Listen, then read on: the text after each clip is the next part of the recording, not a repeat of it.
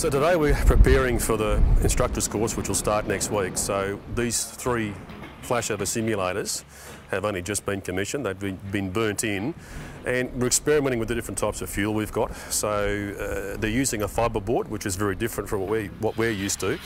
So we need to play around the configuration to make sure that we get the sort of conditions we need for the training over the next 2 weeks. We're developing instructors to be able to deliver a 2-day training program to firefighters, and those firefighters, we want to equip them with the knowledge and skills so they have a greater understanding of fire behaviour and fire dynamics, so that when they're in the real world and encountering these fires in large structures, they're able to recognise the conditions that are present and make accurate assessments of what's likely to happen during that development of the fire, and also give them skills that allow them to make the right tactical decisions.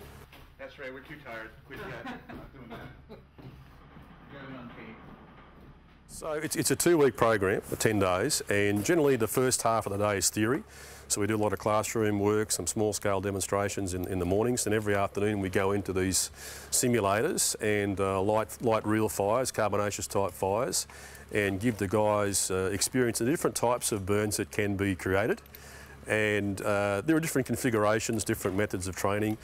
And so after the first couple of days, we'll be demonstrating the correct way of running the containers, and after about the 3rd or 4th day, we'll be putting them up the front and expecting them to organise the pad, to run the burns, and you know, to be competent in running those programs.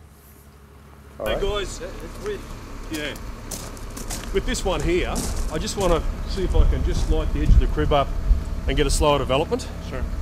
And then we'll open up the vent, we'll have a little bit of a play, we'll interact a little bit with the gas and see if we can get what sort of conditions we can get. And I think after that we'll just pull out, let it burn out. I don't want to sort of damp it down too much. I'd like it to be a nice hot burn to burn it in. Right. So maybe after about 10-15 minutes we'll just pull out and let it burn, leave it burn fully. Well, we've done 3 burns so far, and we're trying to just change one element of the fuel at a time, so we can make sure that the alterations we're making are the correct alterations. So this is our 4th burn now, and we found that we need to just change the configuration of our cribbing to start the fire up. We also need to incorporate some more pellets into the burn to get the right sort of smoke and fuel conditions. So we're hoping with this 4th burn here, we'll come pretty close to an ideal mixture of boards and pellets, and we'll get the sort of conditions we need for our training next week. The fuel we're using here we've never used this type of fuel before, and it's a little bit challenging. It's a fibre board which burns very clean, lots of flame but very little smoke, and we actually want to produce lots of smoke with little bits of flame. So we're playing around with different configurations, using pellets as well to try to get a more energy rich smoke layer in there. So today hopefully we've got our fuel package right, and we'll get the right sort of conditions, because this is the demo. In the demo it's fire behaviour. We want to show the students the different stages of fire development, right from the incipient stage, the point where it starts to roll across the ceiling, gets flame separating from the boards, and actually then smoke pocketing and turning into flame. So once we've got that, we can allow them to practice some nozzle techniques for a little while, penciling the boards and pushing back the flame a little bit.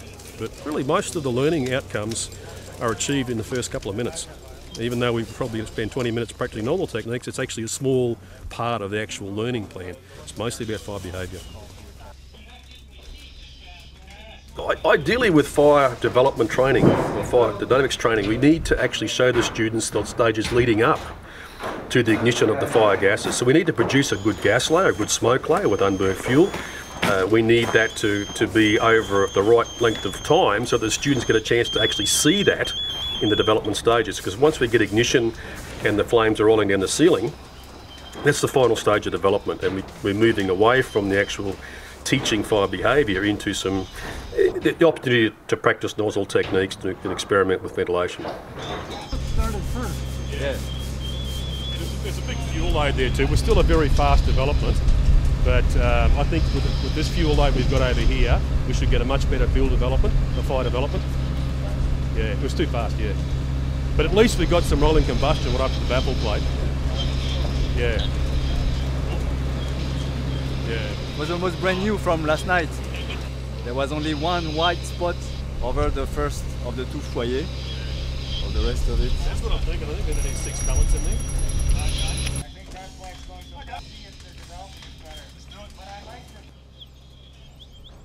unfortunately, we've still got a fairly clean burn. We're getting flames developing before we're getting smoke, and what we really want is to have smoke turning into flame. We want to show them that transition, not showing them just plain old flame. And you know, we're burning a normal energy fuel. We're burning timber, and these days in most modern buildings, we've got plastics, and they've got 2.5 times the calorific value. So they burn very dirty, very naturally, but we can't use those fuels. So we're using a fuel that's much lower than what you're going to find in a typical house fire. And because we're trying to make sure of the health and welfare of the students, we're using the cleanest fuel we can. And unfortunately, it's so clean, it burns so well, that we're not getting that smoke development and a transition to flame. We're just getting a moving straight into flame, which is not what we want to see. We want to see that transition. That was better, much better. We need to add more pellets though. That fibreboard is so clean that we're not getting very much smoke development. So yeah, but each one we're getting closer to the right combination. We had a much slower development, which is what we wanted. The other ones were developing way too fast. So we've got the speed of development right, we just need to add a few more pellets and we'll get that smoke layer as well. That led to a very rapid fire development. That was no good, just too fast. This time we took the boards out and we had a really slow fire development. So we just got to get it right. Somewhere between the two is what we need. And we had 2 pellets this one, we had 4 pellets on that one. So I think 4 pellets is the best thing, but it's just a matter of changing one variable at a time until you get the right effect. So we're getting close.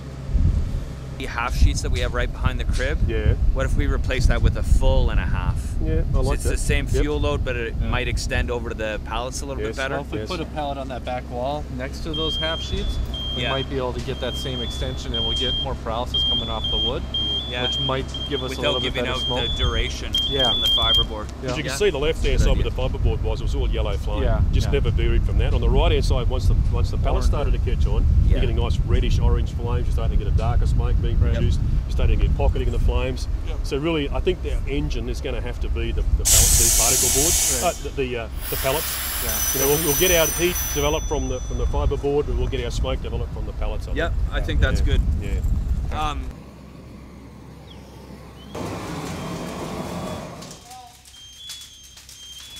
Well, the pellets seem to produce a better smoke layer. So we've been putting the pellets over towards the right and we've been using the crib to ignite the board. So what we're going to do next week is actually move some pellets around the crib. So right from the very beginning of the burn, some of the pellets will be burning and mixing with the board. So we think that will give us the sort of conditions we need.